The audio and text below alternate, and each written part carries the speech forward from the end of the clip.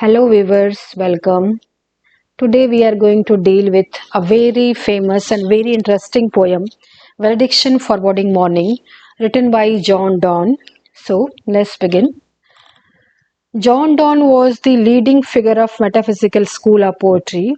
He was considered great metaphysical poet, and metaphysical poetry is that poetry that deals with the philosophical, religious, and spiritual topics, even topics related to love.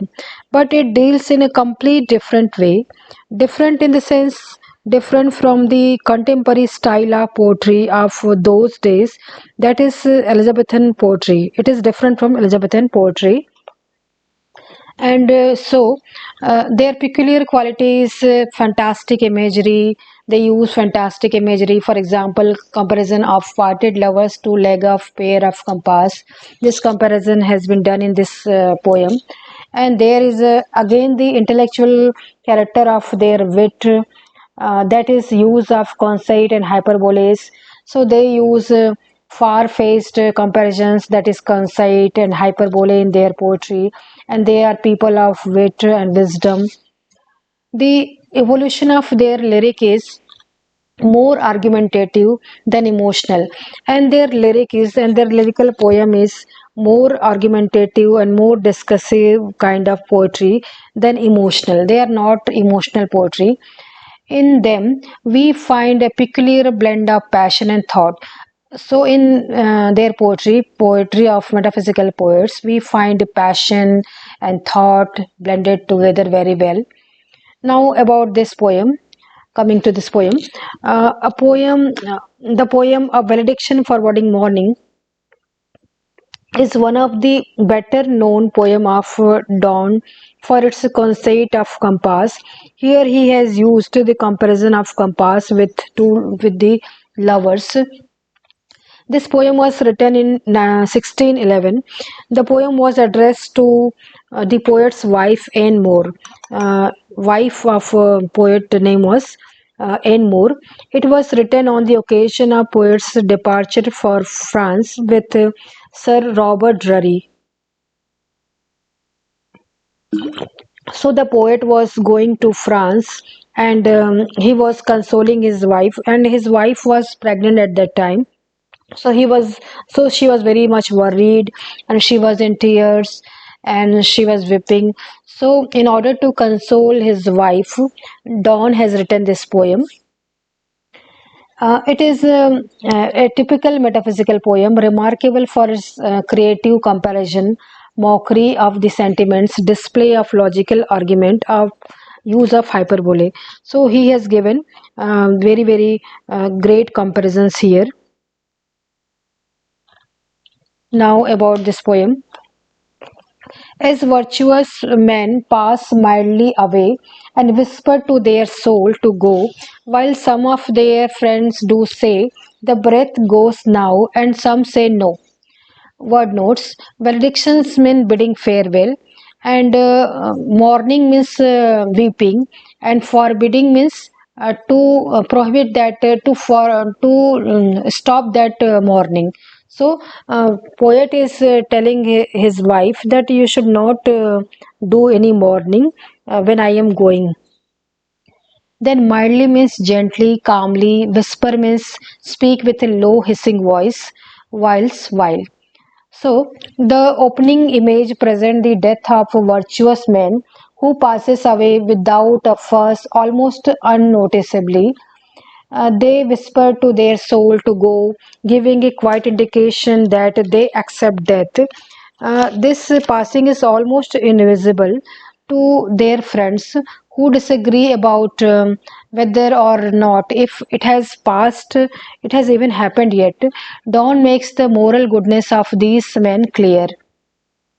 So that Dawn begins the poem by giving us a comparison. He tells us when virtuous men die, they they passes mildly away. So virtuous men are men, wise men, and who had understood the meaning of life and death, and they would be ready to face death. They will not cry and make a fuss express any type of fear when death will come. They would be very tranquil, peaceful, and great with a great equanimity and balance. They wait the arrival of death. So when such a virtuous man is lying awaiting death, his soul will pass very gently away. There would be no noise, there would be no hue and cry. When a person is nearing death, surely it would be some people would be around him, his friend, his relatives, and his close friends, family members would think that perhaps he has passed, and some would doubt that. So this passing is almost invisible to their friends, and who disagree about whether or not it has even passed or not. Now moving on to stanza 2. So let us melt and make no noise, no tears flood, nor sigh tempest move, twere profane of our joy, and to tell the lady our love. Here, melt means depart, and so let's depart. And tear flood means flood caused by tears. Sigh, sigh tempest means tempest caused by sigh. Profanation means treating something sacred with disrespect, such as admitting the unworthy into a shrine reserved for priest or priestesses or love. Then laity. Laity means layman, common man, common people. Now summary of this paragraph. Speaking to his wife and more, the poet says that, like virtuous people, let them also bid goodbye to each other without making any noise about it, and we should not make any hue and cry. The poet does not want to raise flood by their tears. He doesn't want to weep, and nor tempest by their sighs. He doesn't want any sigh and mourning on his departure. It would be a vulgarization of their love to mourn and weep, and in this way tell the world of it. So he doesn't want any kind of this kind of fake emotions, and he thinks that their love is very pure and sacred, and they must not profane that love. Their and that love, their love is something sacred, and they must not defile it, they must not insult it. The poet is actually making fun of ordinary lovers who often make show of their love. So here he is making mockery of the ordinary lover, a lover of layman love, who do such thing. Now moving of this stanza 3. Moving of the earth brings harm and fear. Men reckon what it did and mean, but trepidation of the spear, though greater far, is innocent. Here, reckon means count, esteem, trepidation, earthquake, trembling. Now, summary of this stanza. Moving of the earth is during an earthquake brings disaster and frighten people. So when earth move and earthquake comes, there is a great disaster. It brings disaster, and people are frightened because of that earthquake. People calculate the damage it does, that what building has been damaged, and how many people have been killed. So they reckon like that, they count like that. But the movement of the sun and other heavenly bodies, though much greater, cause no damage, and people are not afraid of it. But this movement is already going on, every day going on. Sun is stationary, but other heavenly bodies like Earth is moving, other planets are moving, and this movement is causing no fear, and no people are not afraid of it, people are not bothered about it. Their parting is like the trepidation of the heavenly bodies, and so it is not to be dreaded. And so John Donne is telling that their love is sacred, their love is great, and their parting, their going away is like a trepidation of these heavenly bodies, and there is no matter of fear here. So you must not make hue and cry. You must console yourself and be happy in my absence also. Now stanza 4. Dull submarily lovers love, whose love is sense cannot admit absence because of it doth remove whose things and which elemented it. So here, dull means dull sublunary lovers means stupid earthly lovers. Although John Donne is also earthly, but he is not considering himself earthly here.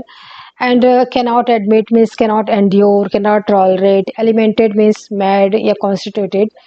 So here, summary: stupid, according to poet, stupid earthly lovers who are united solely by the senses cannot endure the absence of the object of their love. So this kind of lover, this lay lovers who are attracted with each other only because of body, bodily beauty of body. So then they cannot endure the absence of that lover, that body of that lover, because that very body has made him come together. For absence removes the physical self of the beloved on which their love is based. So their love is based on that physical pleasure. So they are disturbed because of that absence. But our love is not such. Our love is pure. Our love is spiritual. That John Donne is telling his wife. Now stanza 5. But uh, but we by love so much refined that ourself know not what it is, enter assured of the mind, careless eye, lips and hand to miss. So here refined means pure, but our love is refined, and we should not do like that. So here summary is their love is so spiritual, means love of N more and John Donne is so spiritual and refined that even they themselves do not understand its real nature. Poet is telling that our love is so refined, so pure, that sometimes we even don't understand what is the nature of our love, what a great nature is our nature of our love. And they are sure that their love will not diminish by absence of the beloved. And then he is saying that since our love is not based on physical beauty or physical attraction, it is based on spiritual love. It will have no effect on our absence also. We can tolerate absence of each other. There is a spiritual passion that the physical self, eyes, hands to etc., do not matter at all of them. Since their love is spiritual, so there is a no matter of eye, ears, lips, because we see our lover, we listen to our lover's voice, and we kiss lovers, and hands. All these things matter very much in the physical love, like physical intercourse matters in physical love, but our love is spiritual. So it will not diminish with the distance. It will in fact become more and more strengthful. It will strength will increase with distance also. Now stanza 6. Our two souls, therefore, which are one, though I must go, endure not yet a breach, but a expansion, like gold to airy thinness beat. Now, these things uh, proves that John Donne is a great metaphysical poet. He has brought the metal knowledge of metal in this stanza. Here he is telling that okay, you are insisting that our two soul are different. So then it may be so that our two soul are different, but um, they are combined like a compass. Here, their soul are one, and here just word meaning. Endure means tolerate, breach means separation, expansion means enlargement. Their soul are one, and they are rather more strongly united by the temporary separation. So now John Donne is making comparison that their soul are not two, but they are one, and they are rather strongly united by temporary separation. Means even that separation cannot divide them. In fact, the separation will make them together more. The departure of the poet would not cause any breach in their love, and if I will go away from you, this departure will not cause any harm to our love. In fact, it will bring us more closer. Rather, it will expand like a gold. then beaten does not break, but expand wider and wider. So here he says that when I am going away from you, our love will not break. In fact, it will like expand like a gold. When you beat gold, it expand. It doesn't break. Gold is a very malleable element metal, and it expand when we try to um, put something on it, but it is when we been beat it doesn't break. And so our love is like that. Our love will not diminish, and our love will not break even after separation. Now in this stanza, this is very very important stanza, stanza 7. If they be two, they are two. So as stiff twin compasses are two, thy soul the fixed foot make no show to move, but doth if the other. Here stiff means rigid, stubborn. Here poet is saying that if their soul are considered as two, if you're insisting that our soul are not one but two, then if it is so, then only, then also they will be like the two legs of compass. Here it is a compass, geometrical compass. So here see these two legs are met in here, like in the center they are one. So our love is like that, 2 foot of compass, and her soul is the fixed foot. This fixed foot is that lover, beloved, and which does not want to move itself, but it made to move because the other soul, other foot of the compass move, and that fixed foot doesn't want to move, but it had to move because of that other circle is making, other foot is making circle.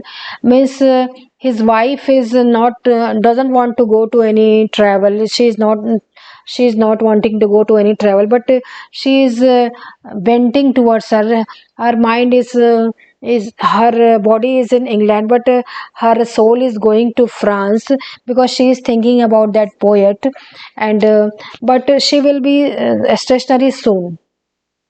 Here in the next stanza, and though it is a center sit, yet when the other far doth roam, it leans and hearkens after it, and grows erect as that comes home. Here roam means row, wander over, lean means incline, hearkens, listen, erect, upright, form.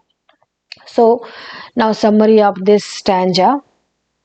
Again, very very important stanza with the comparison of that compass. The beloved is like the fixed foot of the compass, which remain fixed on the center. So that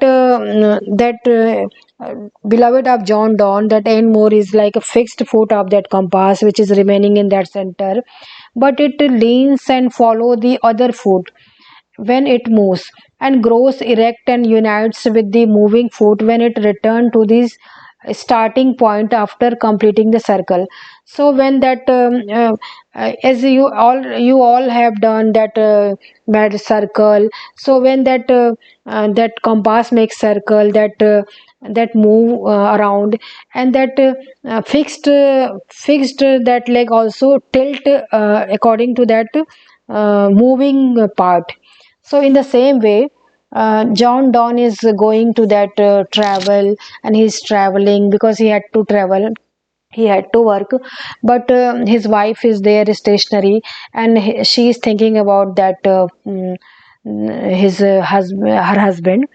And similarly, his going away would be like the moving of the foot of the compass, and they would be united when he return home. So they are moving like that. And when that compass comes after making circle, and similarly after completing his journey, the John Donne will come to England, and he will be united with his wife, and then everything will be okay, and his wife is also will also be okay, and she will start fretting, she will stop fretting. Here I want to tell you that John Donne loved his wife very much. And what happens? John Donne married Anne Moore. Anne Moore was niece of his patron. John Donne had a patron, and Anne Moore was a niece of that patron, and they married against the wishes of and will of society. So they had to do a very struggle life, go through a very struggling life. They become very poor, and they had to pass many tribulations, you can say, but their love did not diminish at any condition. Till Enmore was alive, John Donne loved her so much, and when she died, he turned into religion and he became priest. And then he wrote his religious poetry also. And he even went to jail for sake of love of his wife. So this emotion in this poem is true emotions. Such wilt thou be to me, who must like the other foot obliquely run. Thy firmness make my circle just, and makes me the end where I begin. So this is a ninth stanza here. Obliquely means at the angle, slanting. Summary here: the beloved has the same relation with the lover is the fixed foot of the compass. So has with the moving foot which moves and draws a circle. Here poet is saying that that beloved has the same relation with as in the compass. Two legs are in joined together, and which moves and draws a circle. It is a firmness of the fixed foot that enable the moving foot to draw the circle correctly. Is the when the one leg is fixed, then only that other foot can make circle. In similar way, if n more will be faithful, n more will be in a good condition and feel faithful condition, then only he can make the circle. And if she will not cry, if she will not be depressed, then only John Donne can make his journey successful and come back home, and then return to the place where it began, and then he can return back to England where he had began that journey to France. Similarly, it is a firmness of her love that enables him to complete his journey successfully and then return to home. So, in this same way, is the they are two legs of compass. They should behave like that, and N should be faithful, and N should be very calm and composed, so that he can complete his journey successfully. So, this was the poem. Thank you so much for listening to me patiently. Thank you.